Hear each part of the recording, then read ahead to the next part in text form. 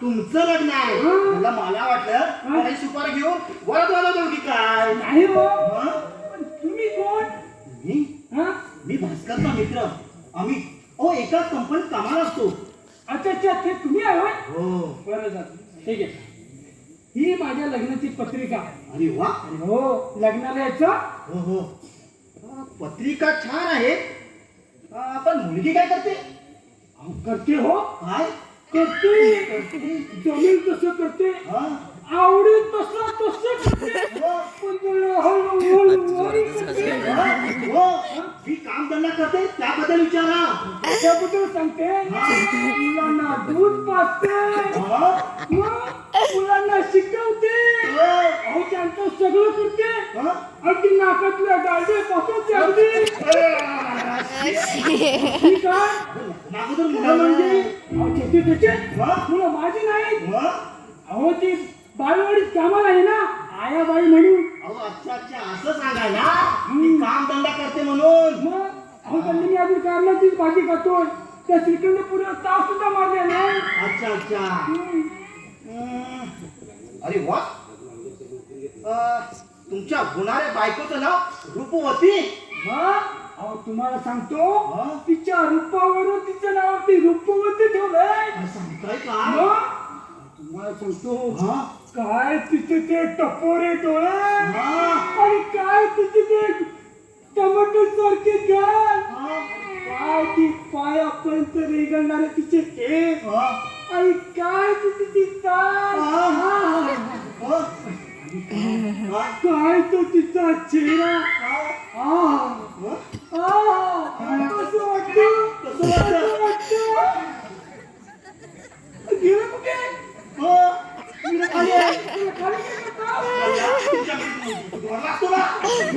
मला वाटतं आता शुभमंगल सावधान अच्छा असं वाटतं मला वाटलं हो पण लग्नाकडे मुलं म्हणजे ती बालवाडीत कामाला आहे ना होय का म्हणून अच्छा अच्छा आणि तुमची ती बायको हो रूपवंती तिचं काय अहो ती काय हो चेहरा वगैरे तुम्हाला सांगतो ती जेव्हा रस्त्यावर चालते ना आणि जेव्हा केसर गजरा मारते तेव्हा झुलतो ना अहो आकाशातल्या चांदण्या सुद्धा लपून बसतात चांदण्या रात्री लपून बसतात की दिवसा हो दिवसा का चांदण्याचा गल्ला एखाद्याने कानाच्या खाडकन आवाज काढला काजवे चमकतात मग त्याला तो दिवस असू दे नाहीतर रात्र असू दे हे पण बरोबर आहे हो मग हो मग काय हो तुम्ही होणारे बायको होत किती किती प्रेम करता हो गल्ला काय विचारलं झालं आणि प्रेम काय किलो 2 किलो 3 किलो 4 किलो असं करून म्हणतात नाही हो माझं सोडा हो हे सगळेच आपल्या बायकोवर प्रेम करतात भरपूर प्रेम करतात जुनं तिचं मन मिळवण्यासाठी जीव कसा अगदी कासा वीज करतात आणि एकदा का तिच्या प्रेमात पडले आणि 2-3 वर्षानंतर कसं बोलल्याला द्राक्ष अहो हे पण तुमचं बरोबर आहे हो हो मी बोलत काय बसलोय मला हॉस्पिटल जायचं आहे वहिनी वहिनी हो वहिनी वहिनी काय कोणाचं रे अमित होती तुम्ही बंटी कसा आहे हो बरं आहे हे बघा थोडे पैसे मागितले होते भास्करने हो ती रिपोर्ट काढलीस ना त्यासाठी तुम्ही थांबा, मी आले. हो हो काय हो कोण आजारी कोण हो भास्करचा मुलगा काय होतं बंटी. त्याला? हो त्या सारखी सगळी चक्कर येते. आई आता बा आता बघू काय होते ते सर्व.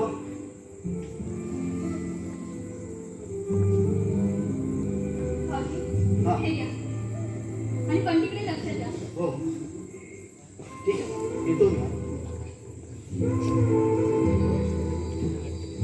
भाऊजी, बंटीकडे लक्ष द्या.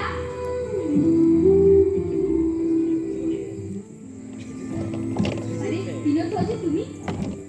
हा वहिनी. ही माझ्या लग्नाची पत्रिका आहे आणि लग्नाला आहे. हो बंटी कसं आहे? हो, आहे बरं. हो मला सुद्धा आताच कळलं. बरं तुम्ही त्याची काळजी घ्या. हो. येतो मी.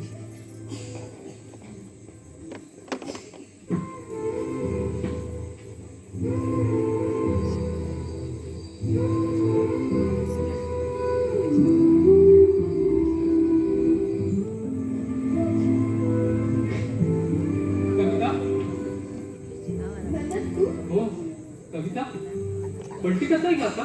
हो, आहे. हॉस्पिटलमध्ये आहे.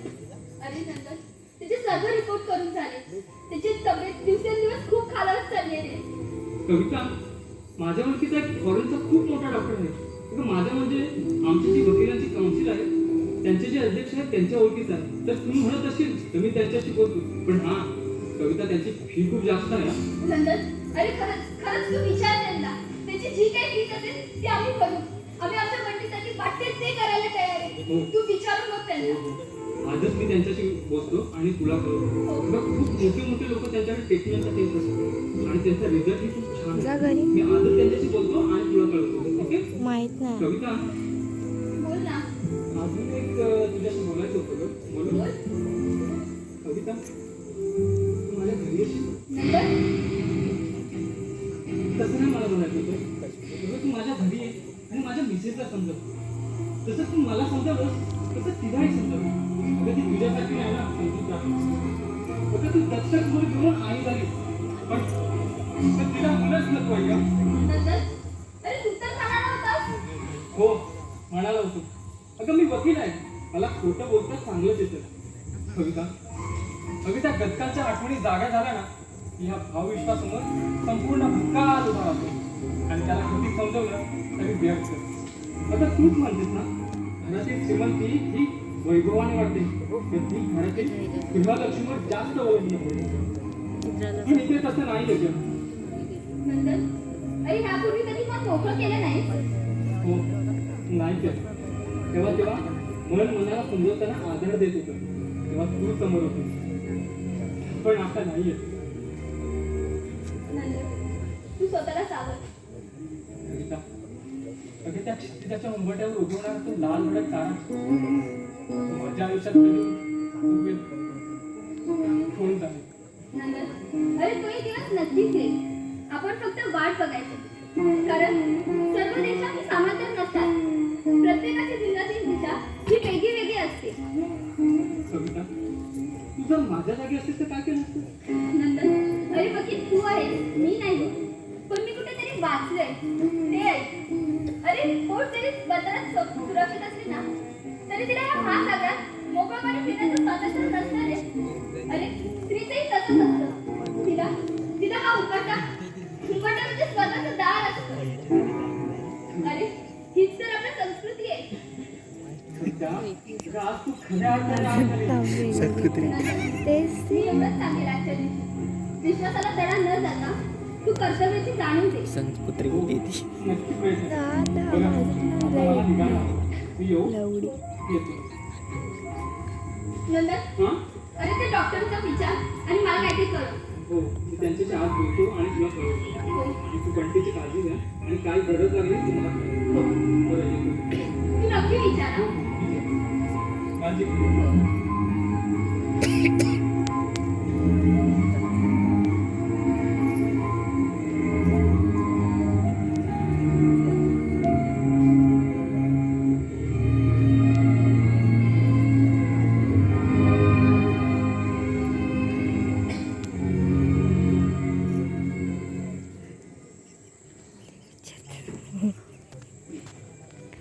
कविता, हे कविता. भास्कर, बाळ, माझं बाळ. ये बाळ. ये बस तिथे. बाळ, कसं आहेस तू? बरं वाटतंय ना तुला आता?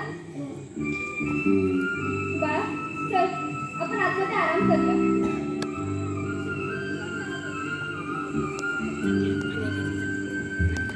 अरे आणि कसं करा सर्व हे बघ. अरे अगोदर एवढा खर्च झालाय. आपण फॉरेन डॉक्टर बोलावले. कसं अरे कसं मेहनत करायचं सर पैशाची व्यवस्था. काहीतरी तर आपल्याला करावंच लागेल. हो पण बंटीशिवाय मला दुसरं काहीच सुचत नाही. तरी बंटी आजारी पडल्यापासून मी आणि कविता साधा त्या फॅक्टरीतही गेलो नाहीये. सगळं कामकाज ठप्प होऊन बसलं. काय करायचं काहीच कळत नाही रे. पण माझ्या बंटीसाठी माझा जीव तळमळतो. आणि मी ते आपले क्लायंट आहेत ना जयस्वाल, त्यांच्याशी बोलतो. तो त्यांच्या फायनान्समधून आपल्याला पैशाची व्यवस्था करणार आहे. आणि त्या लोनसाठी त्यांनी माझा घर मॉर्गेज ठेवलंय रे. कारण एवढी मोठी रक्कम जमा करणं शक्य नव्हतं आणि माझ्याकडे दुसरा पर्यायही नव्हता. म्हणून मला हे सगळं करावं लागलं. तुम्ही त्यांच्याकडे जा. सगळं पेपरवर पूर्ण कर आणि त्यांना मला पैशाची लवकर व्यवस्था करा. ठीक आहे. मी प्रथम त्यांच्याकडे जातो, सर्व त्यांना सांगतो आणि नंतर फॅक्टरीत जातो. ठीक आहे. आणि मला आपले मॅनेजर डॉक्टर आहेत ना, त्यांना पण घेऊ. त्यांना विचार की ते डॉक्टर येणार आहेत फॉरेनवरून, पाठवून ये. त्यांचे कधी येणार आहेत, काय सगळी चौकशी करून आणि हो चालेल. मी त्यांच्याकडे जातो आणि तुला कॉल करतो. ठीक आहे. हो. हां बोल. हा ब्रेन ट्युमरचा आजार इतका भयंकर असतो का रे? अरे या आजारातून माझा मुलगा बरा होईल ना रे. मला खूप काळजी वाटून राहिली रे. माझा जीव तिळतिळ तुटतोय त्याच्यासाठी. भास्कर, अरे अरे नको काळजी करूस. अरे तू त्याला बाप आहेस. हे बघ अरे बंटी पूर्णपणे बरा होईल. अरे तुझ्यासारखा बाप असताना अरे त्याला कशाचीच काळजी वाटणार नाही. अरे आपण कोणाचं वाईट केलं नाही तर आपले भरत होईल. हे बघ तू काहीच काळजी करू नकोस. बंटीचे लक्ष दे आणि काही लागलंच तर मला कॉल कर. ठीक आहे. येऊ मी.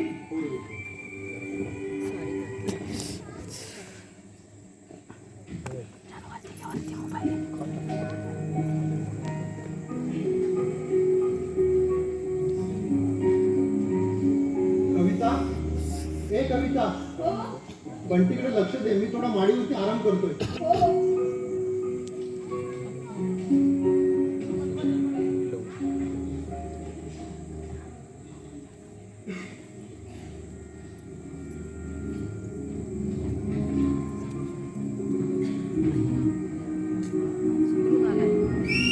नशा आणि निशा यांना पायदळी करून आज या पवित्र उंबाड्यात प्रवेश केला. घरात कोणीच कसं नाही. कुठे गेले सगळं? ताई,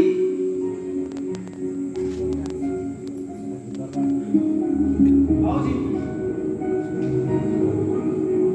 ताई,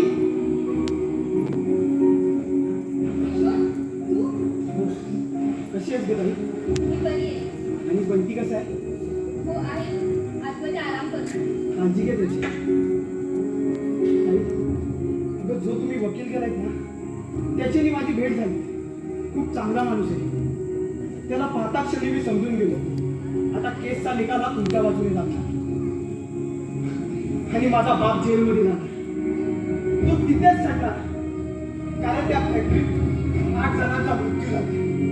त्यांच्या संसार उद्ध्वस्त झाले आणि त्यात ती निरपराधी जी कधी जन्माला आलीच नव्हती. किशोर, हे तुला माहिती होतं?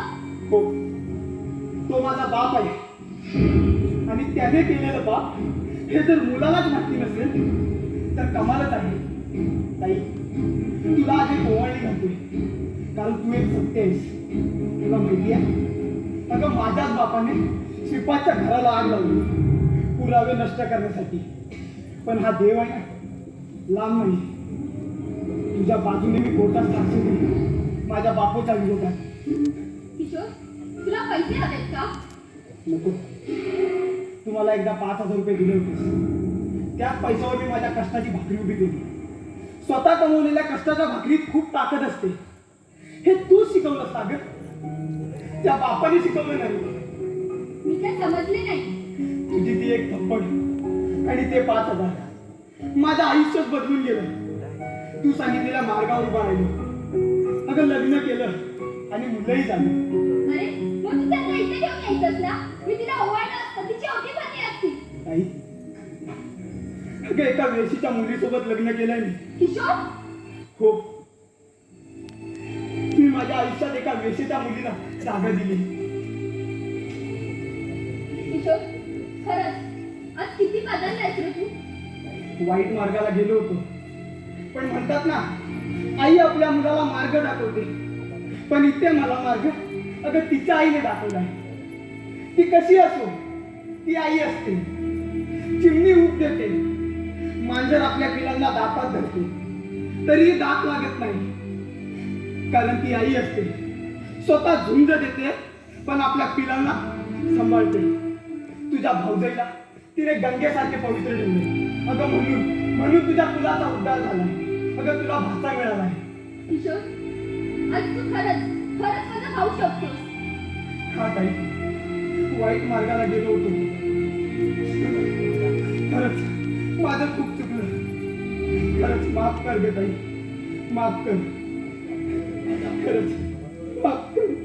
कधी हसणार आहे कधी रडणार आहे. कधी हसणार आहे कधी रडणार आहे. सारी जिंदगी माझी तुला जपणार आहे. सारी जिंदगी माझी तुला जपणार आहे. सारी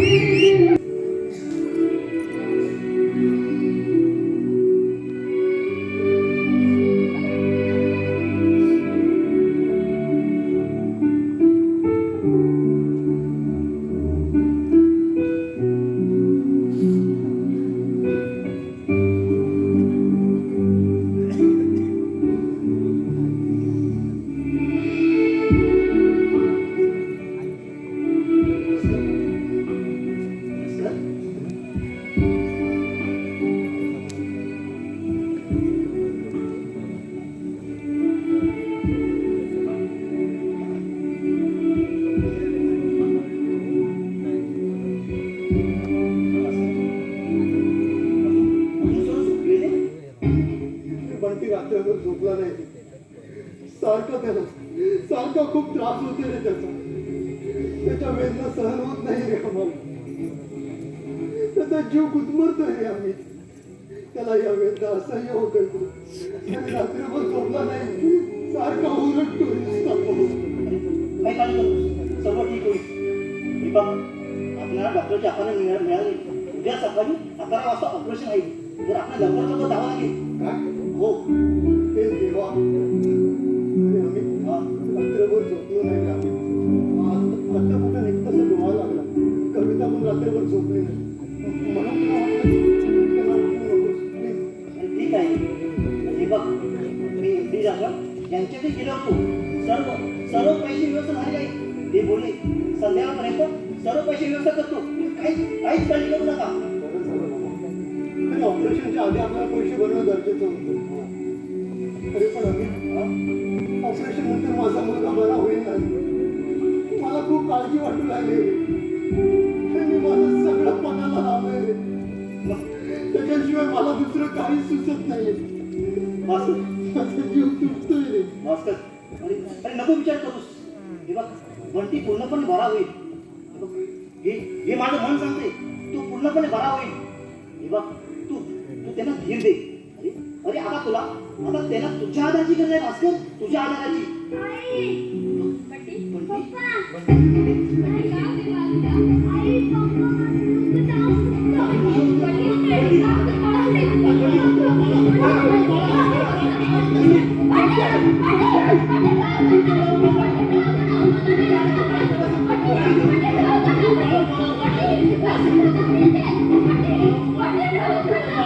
What